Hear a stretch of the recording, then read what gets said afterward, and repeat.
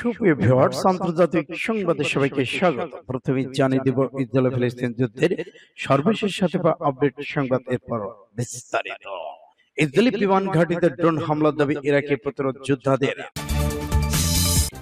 আরো জানিয়ে দেব ইসরায়েলের আগ্রাসনের চূড়ান্ত জবাব দেওয়ার অধিকার রাখে তেহরান। এবার নেতানিয়াহুকে বিশ্বাসঘাতক বলল জিম্মিদের পরিবার। গাজায় ইসরায়েলের হামলার সমর্থন, বাইডেন ইফতার প্রত্যাখ্যান করল মুসলমানরা।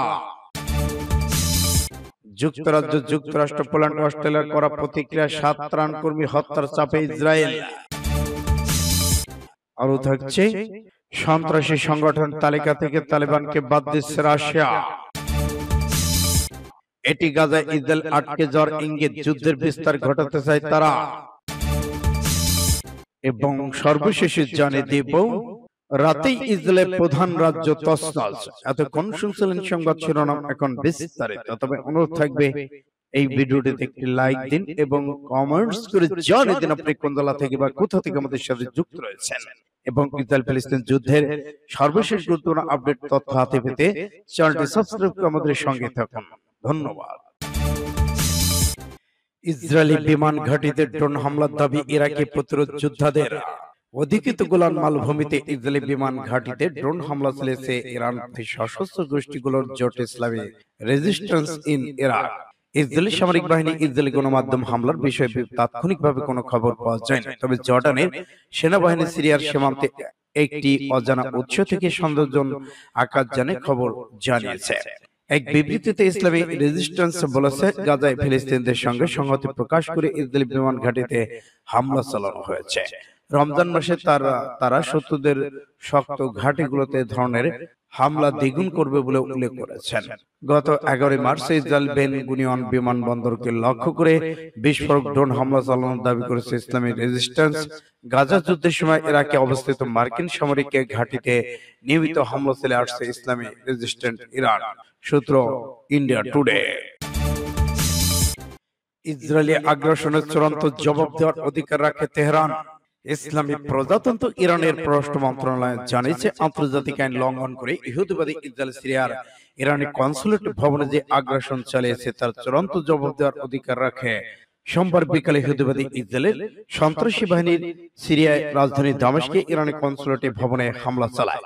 এতে আর জিসির বেশ কয়েকজন সামরিক উপদেষ্টা শহীদ হন। এই আগ্রাসনের বিরুদ্ধে গতকাল ইরানের পররাষ্ট্র মন্ত্রণালয় কঠোরতম ভাষায় নিন্দা জানিয়ে বলেছেন, ইরানি কনসুলেটে কর্মরত সামরিক উপদেষ্টারা কূটনৈতিক দায় মুক্তি পাওয়ার কথা থাকলেও ইহুদিবাদী ইসরায়েল সেই আইন অগ্রহণযোগ্য করে অত্যন্ত কাপুরুষোচিত হামলা চালিয়েছে। আন্তর্জাতিক আইন অনুসারে ইরান এখন এই হামলার বিরুদ্ধে আইনগতভাবে এবং জাতিগত সনদ অনুসারে জবাব দেওয়ার অধিকার রাখে। ইরানের পররাষ্ট্র মন্ত্রণালয় আরো বলেছে, ইসলাম প্রজাতন্ত্র ইরান ইহুদিবাদী ইসরায়েলকে এই অপরাধযজ্ঞের জন্য অনুতপ্ত করতে বাধ্য করবে। এ ধরনের ভিন্ন অপরাধযজ্ঞ চালিয়ে ইসরায়েল তার অপরাধী পরাজয় এড়াতে পারবে না বলে মন্তব্য করেছেন ইরানের পররাষ্ট্র মন্ত্রণালয়। সূত্র পাসটুডে এসআইবি জিএআর। নেতানিয়াহুকে বিশ্বাসঘাতক বলল জিম্মিদের পরিবার। ইসরায়েলের প্রধানমন্ত্রী বেনিয়ামিন নেতানিয়াহুকে বিশ্বাসঘাতক বললেন ফিলিস্তিনের গাজা উপত্যকায় হামাসের হাতে জিম্মিদের পরিবার। বিক্ষোভের চতুর্থ রাতে নেতানিয়াহু নিয়ে যা এই মন্তব্য করে। গণমাধ্যমের প্রতিবেদনে বলা হয়েছে, ইসরায়েলি পার্লামেন্টে নেসেটের সামনে হাজার হাজার মানুষ জড়ো হয়। সেখানে জিম্মিদের পরিবার সাবেক প্রধানমন্ত্রী এহুদ বারাকের সাথে অক্টোবর বিপর্যয়ের জন্য নেতানিয়াহুকে দায়ী করেছেন। এর ভিত্তিতে তারা নতুন নির্বাচনের দাবি জানান। বিক্ষোভকারীদের একজন আইনগত জাঙ্গকার, তার ছেলে মাতান এখনো হামাসের হাতে বন্দী। তিনি বলেছেন, আপনি হলেন ফেরাউনের মতো, আপনি আমার প্রথম সন্তানের হত্যারক, আপনার আমলেই 240 ইসরায়েলে অপহৃত হয়েছে, এটি আপনার দোষ। তিনি আরো বলেছেন, 7 অক্টোবর সম্ভাব্য সব উপায়ে ব্যর্থ হয়েছে, এখন আপনি বন্দি বিনিময় চুক্তির সবচেয়ে বড় বাধা। জিম্মিদের পরিবার নেতানিয়াহুর উপর ক্ষিপ্ত। তাদের অভিযোগ, জিম্মিদের মুক্তির জন্য নেতানিয়াহু কার্যত কোনো পদক্ষেপ গ্রহণ করে। হামাসের হামলায় মা বাবা দুজনে হারিয়েছেন মেরাভ শোভিরস্কি। এছাড়া এই ভাই গাজার যুদ্ধে গিয়ে নিহত হয়। তিনি নেতানিয়াহু জিম্মিদের মুক্ত করার জন্য দ্রুত কোনো পদক্ষেপ নিচ্ছেন না। তিনি আরো বলেছেন, রাষ্ট্রের মৌলিক দায়িত্ব অপহরণে ফিরিয়ে আনা নিশ্চিত করা। আমি নির্বোধ ছিলাম, আমি বুঝতে পারিনি যে আমাদের প্রধানমন্ত্রী রাজনৈতিক বিবেচনার কারণে তাদের ফিরিয়ে আনতে আগ্রহী নন। সূত্র পাস টুডে। বাইডেনের ইফতার পার্টি প্রত্যাখ্যান করল মুসলমানরা। যুক্তরাষ্ট্রে বসবাসকারী মুসলমানরা দেশটির প্রেসিডেন্ট জো বাইডেনের ইফতারে অংশ নেননি।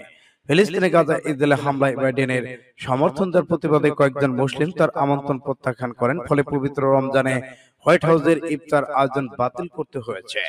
গত 18 মার্চে আমেরিকান মুসলিমরা নেতারা আগে ঘোষণা দেন চলতি বছর হোয়াইট হাউসের প্রেসিডেন্ট জো বাইডেনের ঈদ উদযাপনে যাবেন না। রমজান ঈদ উদযাপন অনুষ্ঠান বর্জনে ঘোষণা দেন তারা। ক্ষুদ্র আমেরিকান মুসলিমরা বলেছেন তারা প্রশাসনের কাছে গাজা অবিলম্বে যুদ্ধবিরতির জন্য চাপ দেওয়ার দাবি অব্যাহত রেখেছেন। Councillor on American Islamic resistance CAIR government affairs ডিপার্টমেন্টের পরিচালক রবার্ট ম্যাককাও বলেছিলেন, আমন্ত্রণ পেলে আমেরিকান মুসলিম কমিউনিটির নেতারাও সংগঠনগুলো থেকে নাম প্রত্যাখ্যান করবে। সূত্র পাস টুডে।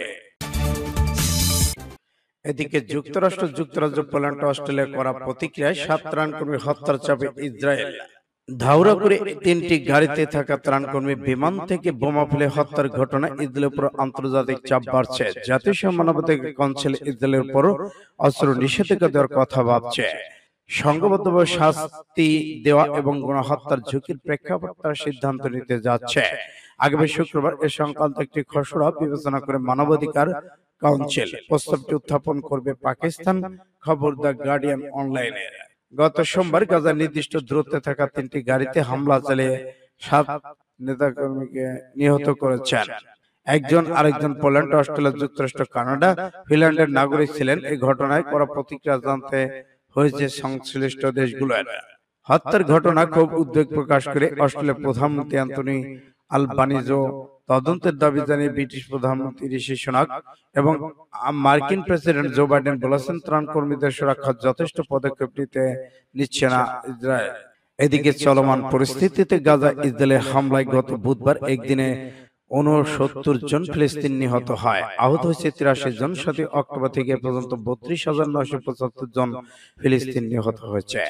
আহত হয়েছে 75,577 জন। ত্রাণ কর্মীদের উপর হামলার জেরে গাজায় সব রকম ত্রাণ সরবরাহ বন্ধের ঘোষণা দিয়ে আন্তর্জাতিক ত্রাণ সংস্থাগুলো।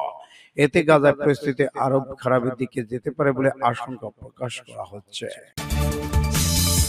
এবার সন্ত্রাসী সংগঠনের তালিকা থেকে তালেবানকে বাদ দিচ্ছে রাশিয়া। সন্ত্রাসী সংগঠনগুলোর যে তালিকা মস্কো রয়েছে সেখান থেকে আফগানিস্তানে ক্ষমতাসীন তালেবানের নাম সরিয়ে ফেলার জন্য কাজ করছে বলে জানিয়েছেন পুতিন প্রশাসন। খবর।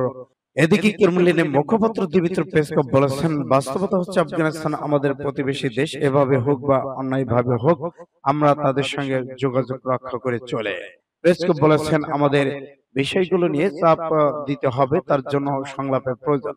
বস্তুত আমরা তাদের সঙ্গে যোগাযোগ করতে চলেছি যেমন করি অন্যদের সঙ্গে। তারাই তো বাস্তব আফগানিস্তানে ক্ষমতায় রয়েছে। তিনি বিস্তারিত আরো কিছু বলেন। সাম্প্রতিক রাশিয়ার রাজধানী অদূরে একটি কনসার্ট হলে প্রবেশ করে অন্তত 144 জন হত্যা করে।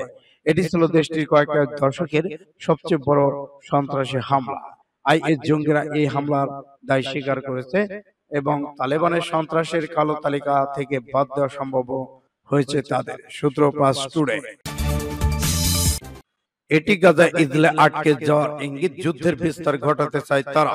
প্রধান ওয়াহিদ জালালাবাদ বলেছেন, ইহুদিবাদী ইসরায়েলে বর্বর সামরিক বাহিনী সিরিয়ার ইরানি কনসুলেটে যে ক্ষেপণাস্ত্র হামলা চালিয়েছে তার মধ্য দিয়ে তাদের দুর্বলতা এবং গাজা উপত্যকায় 6 মাসের যুদ্ধের ব্যর্থতা পরিষ্কার হয়ে উঠেছে। আজ বুধবার ইরানের জাতীয় টেলিভিশন চ্যানেলকে দেওয়া সাক্ষাৎকারে এসব কথা বলেছেন ওয়ালিদ জালালাদে।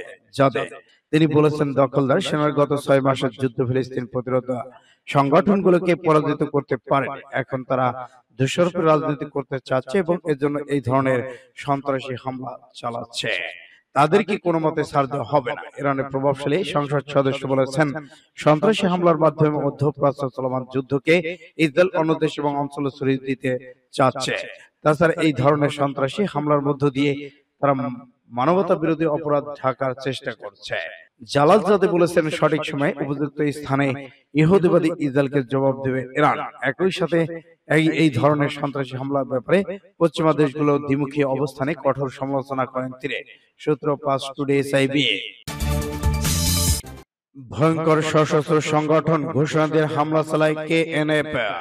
বান্দরবানের রুমা ও থানচিতে সোনালী কৃষি ব্যাংকে হামলা 3 সপ্তাহ আগে পাহাড়ের সশস্ত্র সংগঠন কুকিচিন ন্যাশনাল ফ্রন্টের KNF ফেসবুকে বদলা নেওয়ার ঘোষণা দিয়েছেন।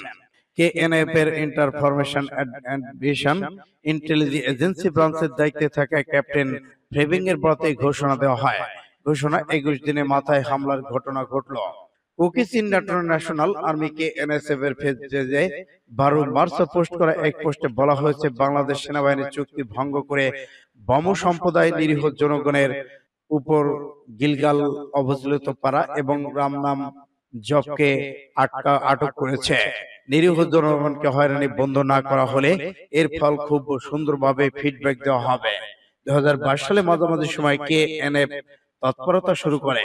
ফেসবুকে ইউটিউব পোস্টে KNF সরকার ও জনসংহতি সমিতির বিরুদ্ধে আনুষ্ঠানিক বক্তব্য দিয়ে আসছে। সামাজিক যোগাযোগ মাধ্যমে তারা তাদের সামরিক প্রশিক্ষণ তথ্য প্রচার করে যাচ্ছে।